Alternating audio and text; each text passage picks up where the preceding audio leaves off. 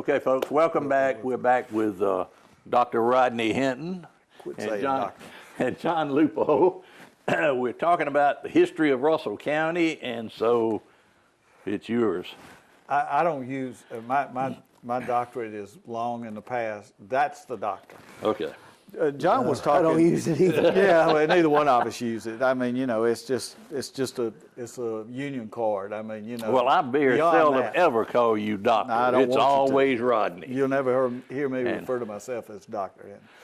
But John was making an interesting point, and let me at the end of the last show, and let's pick up on it, because he's going into a detailed explanation of how this how the water line got to be given Georgia control of the river. They gave up a lot. They had financial problems.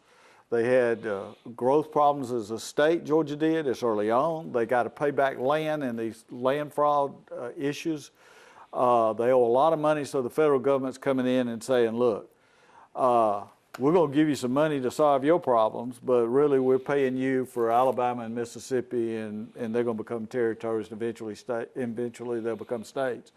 In that process, they did get the watermark and control of the river, they were smart and very important, and it impacted the rest. And you say, well, I thought we were talking about local history. Well, you can't really understand what happened and why it happened without understanding what John just explained and the detail behind it. Now we're in this situation. Also in that deal, the last point John was making was that they also got the right to move, the federal government to move the Indians out of Georgia, not out of Alabama. Then later on, as the Indians were moved out of Alabama, the last chunk of land that belonged to the Indians, even when the territory was formed, the last chunk of land left was the creek land where we're sitting today. And we're going to get up to 1832. Finish your point, though, John. Well, you know, the only thing that I would say is, I mean, you go out to the river today and you can feel the power and you can see the power. Well, you could do that in its natural state, too. And you might say, well, did people really know what's this about water power? Well, water power is how we drove industries, how we powered industries, to be redundant. All the way to 1880, that was how, you talk about New England textile mills or any sort of industrial application. It was all about water power.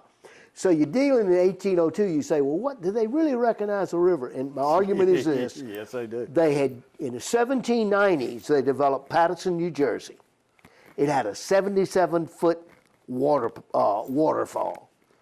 And that becomes a very important industrial site. Now, there's other things in New England, Slater's Mill and that sort of stuff, but that 1790s Paterson, they would have known of that. Alexander Hamilton had money in it, and so it's not just by chance. They realized, they knew what they were doing. They realized they are depriving the future territory and state of the right to use this incredible water power source. And it is done that way because Alabama's not at the table, and it's a political deal between Jeffersonian Democrats at the national level and Jeffersonian Democrats at the Georgia level. And there is no Alabama there because it doesn't even exist as a territory. It doesn't exist. Yeah. And this ties it all together. And again, you got to understand all this to really understand how it impacts us today. And we'll get to it further along if you bear with us. But now you're at this table and all this is going on. And these guys are coming down. Stephen Ingersoll's family came out of Massachusetts. He was born in New York. He fights in 1812. He comes through Georgia. He comes here. He harnesses the power of the river, and he's also a big land speculator, particularly in Phoenix City, because he ends up being a big buyer and seller of land in Girard, in Brownsville, in Phoenix City, and also just as much on the Columbus side of the river. Again, these guys were on both sides of the river. He had operations. So land, water, big factors in how this developed.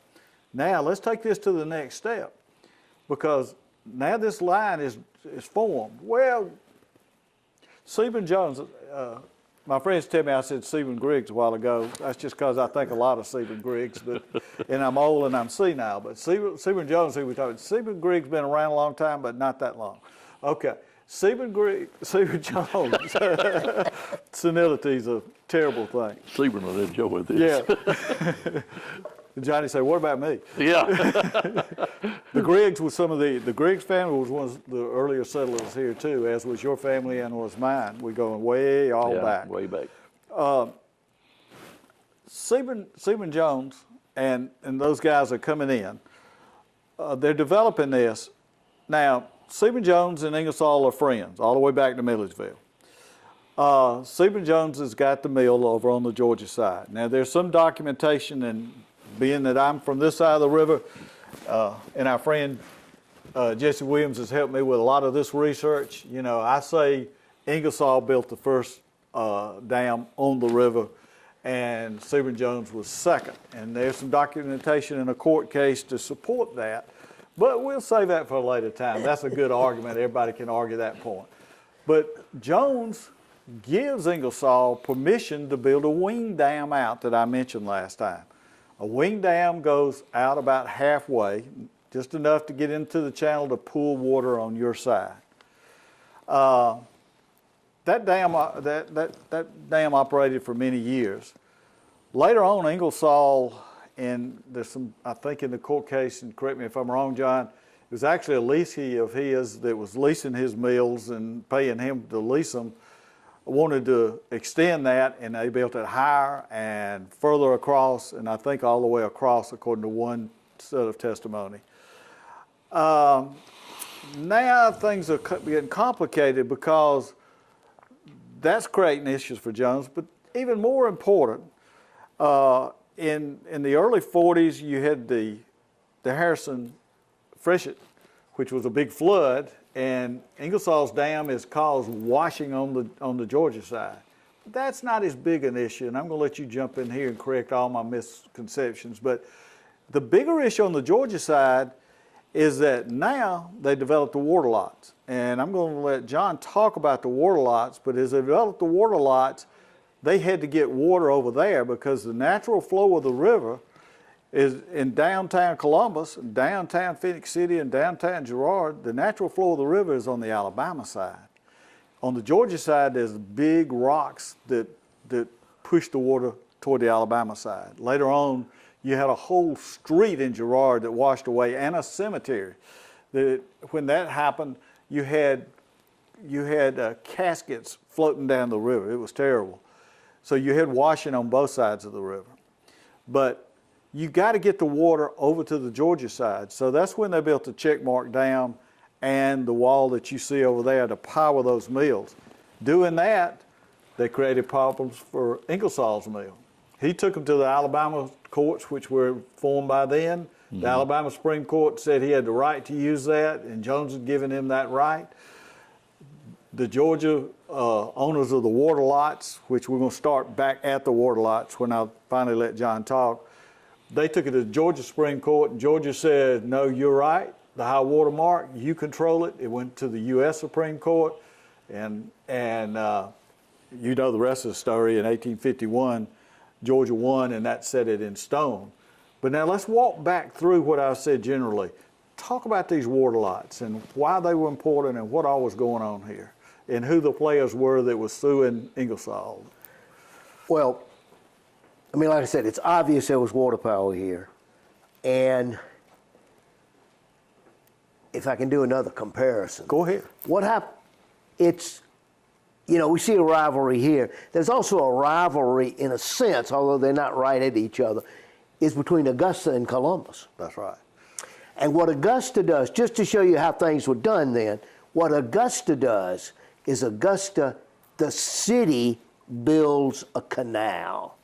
And it is a very, very sophisticated canal. It still exists. Oh yeah, yeah, it's still alive and well. If you go through Augusta on I-20, you will cross, and it'll have a sign there saying Augusta Canal. Can I interrupt just a minute? Yep. Augusta, as is Macon, is also on the fall line. Exactly. That's the furthest point you can navigate, and where the water power is. Go ahead. Yeah, and just because you mentioned it, Macon doesn't have much water power. Yeah. And it was hard to get a riverboat up there. Because the Flint's kind of... Yeah, its system. So Augusta and Columbus are very much alike. Yeah. But the option is the city does it there. In Columbus, what you've got is, and see, people don't appreciate this. One thing, they didn't have money. And Billy will probably, our good friend Billy Wynn might not appreciate this either, but those speculators, a lot of them ended up losing money in Indian lands. Yeah. Because there's a crash, and in the 30s, there's a crash, and so there is not entrepreneurial money. Horsepower. Or the city doesn't have entrepreneurial money. So what the city basically does is give away some of the best industrial lots in the nation for almost nothing. And they give them to John Howard and Josephus Eccles. And those start at basically the 14th Street Bridge and go south a little below where the old Eagle Phoenix number 4 was. Yeah. And there were like 18 waterfront, maybe 19. And if you read in the history, they'll say they're 37, but those were never developed. But those lots right there, and what you're talking about is between 14th Street in Columbus, 14th Street in front, and 12th. And those two lots become the most important lots in Columbus because of the money they're going to end up producing. So the city says, the city gives half of the lots for a very nominal fee to Howard and Eccles, provided they build a mill and a dam. Show that if it can come in. Yeah, let's pull this back up. Okay. Where we're talking about, and on this map, and let's take a diversion here. First of all, this map says 1828. That is wrong. The first survey of Columbus was 1828. That is accurate by Lovell, was his name? Lowell. And this is based off of that. But this map, and John taught me this years ago, and this map is really in the early 40s. Mid-40s. Mid-40s. 1840s, yeah. Because again, you didn't even have all of this in 1828. I mean, Indians still control this land. This was developed after the treaty when this land was sold and developed. So this map, that's a misnomer, one of many that you'll find. People talk about the 1828 map. This is not done in 1828. You know, this map fascinates me because of the eras it comes up with. The 1828 is the date of the notes by Edward Thomas Lloyd, who was a surveyor. And this map was made because of the water lots. And here they are. You'll see them right here. But it's also made because of Girard. That's correct. In other words, this was a map produced in New York to get investors to come to this frontier place and Alabama. Well, Alabama and Georgia, and put money in it, buy land, speculate, and that's what this map was. Now, here's what's going to happen. Well, and I mean, you know that because the dam is built. It's not built in 28. The bridge we'll talk about later with Horace King is already built. There's also, that's a racetrack. I can't hardly see it. Racetrack's down there, and all of that. It's a wonderful map for the mid-40s, but you got to know that that's what it is. 1828. It's not 28. 28. Yeah, so... there's also an asylum on this map that's a little aside, but keep going. It's a hospital. It's a hospital. But what happens is in 1928, as part of the centennial, the city engineers took that map, in other words, the 40s map, and they traced it. And at some point in the tracing, somebody wrote 1828 right there. Because they thought, well, this is 1820. Well, It wasn't, but it's been reproduced over and over and over again as if it's 1828. But, so we're talking about the most important thing are those lots there. And to your point, this is called a checkmark dam, and if you stand down there at 13th Street and look at it, you see how the rock formation goes across there. In fact, this is where the Indians crossed the river. And it was also the most logical place to build a dam. And this dam was strictly, and you look across and you'll also see about, 10, 15 yards off the water on the Georgia side, right where Bradley Company now is building the falls or whatever is the name of that. So that's where these original mills were. Not down where the Eagle Phoenix is, but up on the north side of it. Again, something I learned from John. Where the Swift mill is, it was developed later. But Muskogee. The Muskogee, yeah, that became Swift. By Swift. That was later on when you wasn't using water power, because you can't generate water power there. You can here. That's how critical this piece is. Well, now the first mill was mill number 1 on. But right on this side of the just south of the bridge, Street, yeah. the 14th Street Bridge, yeah.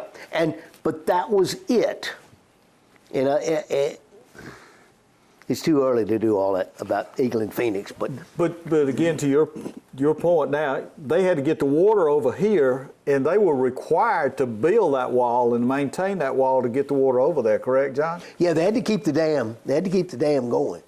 And what they did, they created what's called the Water Lot Company. And if you bought, okay, they just almost gave Howard and Ingersoll, Howard and Eccles, but then they later on let them, like they had the odd lots first, and then they let them buy the even lots later on. And newspaper just went ballistic when they did that, because they thought the council had lost its mind to sell this or give this to them. It's also interesting, before we get back to Ingersoll, is that down here on the rocks in the river, close to where the kayaks go in on the Georgia side now, out on those rocks, there was actually a factory out in the water that made wood products. And they started putting lumber coming down that, and that would clog it up and create issues. They were fighting among each other all the time too, because this thing was powerful. But again, they're getting the water from here to here. Now, talk a little bit about the lawsuit or how this... Well, I mean, you started it, that Ingersoll went to the Alabama side, Howard and Eccles go to the Georgia courts, and those two courts disagree, of course. Mm-hmm. And it escalates all the way up to the Supreme Court, and simply the Supreme Court just looked at that 1802 session of the Western lands that said where the boundary was going to be, and that was it. And that meant that the Georgia boys won. Now let me tell you this. Do this sometime if you don't walk it on the river walk. Walk out on the Dillingham Street Bridge and look north. And you look on the Georgia side and you see the beautiful restoration of a lot of the old mills, and all the economic development was there. Phoenix City is always, we've been giving you a lot of background, but it comes up to, and this is how it comes all the way up into today. And you look at it, and that restoration is gorgeous, and it has so much history to it. Then you look on the Alabama side, and it's beautiful too, but there's no industry. And a lot of people, and it's gorgeous, but it's in its natural state. And a lot of people said, those Alabama people, those Girard people, those Phoenix City people, they had no ingenuity. They had no desire. Look what they allowed Columbus to do, and they never built anything over here. Why not? John? Well, it goes back to the water power is what it was all about. And who controlled it? Georgia. It was controlled by Georgia. Now we're fixing to segue into Godwin and King. Yeah, but one of the things that Godwin did early on is he was trying, because he and my relatives, Dan Collins, a lot of other people were trying to develop this over here, and they got stopped. Godwin and a business partner of his from Apalachicola, which is where you change the cotton and other products over to bigger ships that go to England, they decided to build a cotton warehouse, just like they had over here. Fontaine had the big one that's now part of the Bradley Company buildings, and you know, there are all kind of things going on over here. Right at the mouth of Holland Creek, they built on the south side of Holland Creek, they built a huge warehouse to trade cotton on the Alabama side of the river. What happened? I've never seen any parts or heard about it. John, tell them what happened to it. Well, they were not allowed to build a wharf. They were not allowed to build a pier. And you can't use the river with Georgia stopped them because so. they didn't want the competition. Georgia stopped them. Ingersoll was stopped. There was some settlement that he used a part of the check mark dam maybe for a little bit of time, but basically it killed his business on the water up here. Godwin was stopped. That building was used as the for the Girard Methodist Church, which is now First Methodist Church, to meet in until they built a permanent structure, and then the Baptists met in it, and then it disintegrated and was torn down, and it was never used. So on the Alabama side, all this goes back to the history John's told you, but you got to understand what happened and why the industrial development never occurred on this side of the river. Yeah. Yeah, let me just say that. Go ahead. Sometimes I say, and I don't know whether feasibly this could have been done, but what should have happened here on this state line with incredible resource of the water power, the falling water, let me emphasize, I don't think I've emphasized that. What it's about is falling water. You don't get water power off a river unless it's falling. And this is falling, to say the least. Well, it should have been two Minneapolis to St. Paul. Right. Yes. And you should have competition. This is, America, free enterprise. And that's what should have happened. And it should have. Never did. Should have built against each other. And I mean, if I say Columbus controlled Girard, you'll probably kick me out of the room. But I mean, that's what's happening. That's what's happening. Let me read something to this point. 1832 is when they decided to build the bridge. That's when a lot of settlers came in. That's when my family came in. They came in 1834, and when we talk about Godwin, which we're going to do in the next episode, we'll talk about that they both came from, I would say, Sherall, South Carolina, but you always tell me. I'd say Sherall. You're from that area, so you enunciate it correct, and I don't. But my relative, Dan Collins, who built the house that's still standing on Broad Street down by close to Dillingham, right on Holland Creek, they came in 1834. And this is in his obituary, which sort of kind of wraps this whole thing up, and it says, the decision, talking about the Supreme Court decision, was the final blow to the dream of the settlers of Girard. Now, this wasn't in his obituary. Actually, I copied that thought out of John's book on Horace King. One of Dan Collins' obituaries stated that Mr. Collins has seen the endeavor of Girard to outrival Columbus as a city and has seen her become an important suburb of her one-time rival. Another obituary of Mr. Collins said that he always was a firm believer in the future of Girard, and only in recent years, this was in his 70s, did he give up on the idea, and even though still hoping to see it become an important town.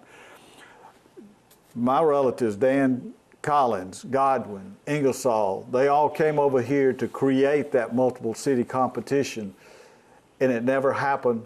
So now you understand the importance of the depth of background that John gave you and how it impacts all the way up to today on the development of this side of the river. Let's talk about Godwin and King. Let's cut for right now. Good part. For Channel 7, I'm Steve Abbott. Until next week,